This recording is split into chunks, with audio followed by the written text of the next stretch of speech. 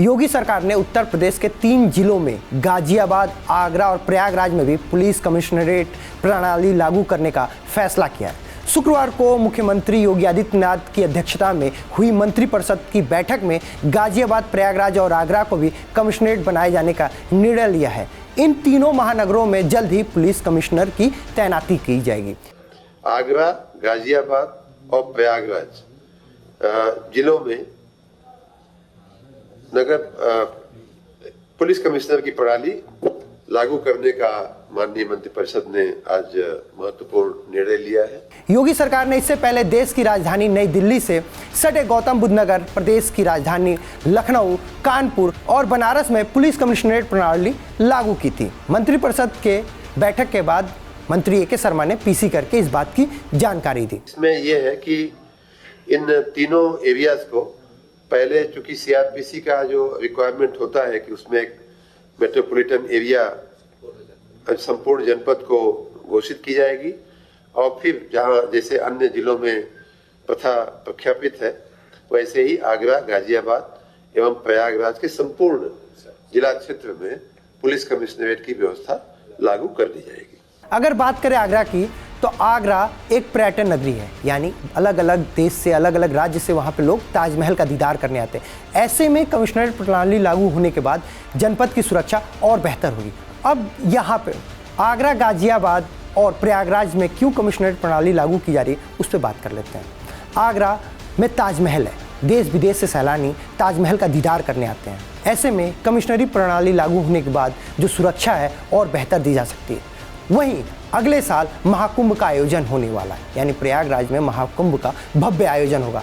अभी अर्धकुंभ का आयोजन था, उसमें आपने देखा कि कैसे लॉ एंड ऑर्डर को दुरुस्त करने के लिए सीएम योगी ने अलग अलग एसपी रैंक के अधिकारी को वहाँ तैनात किया। ऐसे महाकुंभ से पहले प्रयागराज को कमिश्नरेट प्रणाली के अंदर ला के वहाँ पे एडीजी रैंक का अधिकारी तैनात किया जाएगा। योगी सरकार ने अब तक 3 चरणों में 7 महानगरों में कमिश्नरेट प्रणाली लागू कर चुकी है। सबसे पहले 13 जनवरी 2020 को उत्तर प्रदेश के लखनऊ और नोएडा में कमिश्नर प्रणाली लागू की गई और लखनऊ में सुजीत पांडे को और नोएडा में आलोक सिंह को पहला कमिश्नर बनाया गया। इसके बाद 26 मार्च 2021 को दूसरे चरण में कानपुर और बनारस को पुलिस कमिश्नरेट प्रणाली में लाया गया और कानपुर में असीम अरुण को और बनारस में ए सतीश गणेश को पुलिस कमिश्नर बनाया गया। अब योगी सरकार तीसरे चरण में 3 शहरों को, आगरा, गाजियाबाद और प्रयागराज को पुलिस कमिश्नर प्रणाली में लाया गया है। अब बात करते हैं कमिश्नरेट प्रणाली लागू होने के बाद क्या फायदे होते हैं, जनपद को क्या बेनिफिट मिलेगा। आज़ादी से पहले भारत में अंग्रेजों ने बॉम्बे, कोलकाता, मद्रास में पुलिस कमिश्नरेट सिस्टम लागू किया था। उस वक्त सारी न्यायिक शक्तियाँ पुलिस कमिश्नर के पास होती थी। इस व्यवस्था में पुलिस को डीएम के आदेश का इंतजार नहीं करना पड़ता, क्योंकि डीएम के कई अधिकार पुलिस कमिश्नर को मिल जाते हैं। इस प्रणाली में पुलिस खुद ही किसी भी हालत में कानून व्यवस्था से जुड़े सभी फैसले ले सकती है। सीआरपीसी के अधिकार बढ़ जाते हैं। इस प्रणाली में सीआरपीसी के अधिकार पुलिस कमिश्नर के पास होते हैं। उन्हें किसी भी मामले में जिले के डीएम से आदेश लेने की जरूरत नहीं होती है। पुलिस कर्मियों के तबादले में, लाठी चार्ज में, फायरिंग में आदेश खुद पुलिस कमिश्नर दे सकता है। यानी अगर हम यूँ बात करें, अगर कहीं दंगा हो रहा है तो उन्हें कमिश्नर को डीएम से आदेश लेने की जरूरत नहीं है लाठी चार्ज के लिए। इसलिए पुलिस कमिश्नर की तैनाती होने से जो डीएम के पावर है वो पुलिस कमिश्नर के पास आ जाते हैं।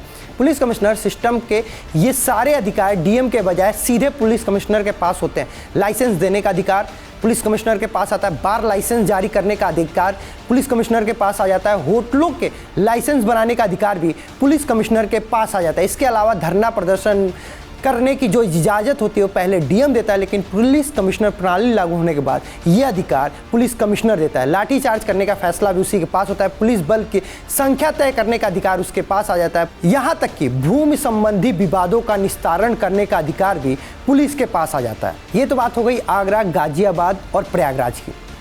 अब बात है कि आगे योगी आदित्यनाथ की सरकार जल्द ही 4थे चरण में पुलिस कमिश्नरेट लागू कर सकती है, यानी अब अगली बारी गोरखपुर की हो सकती है।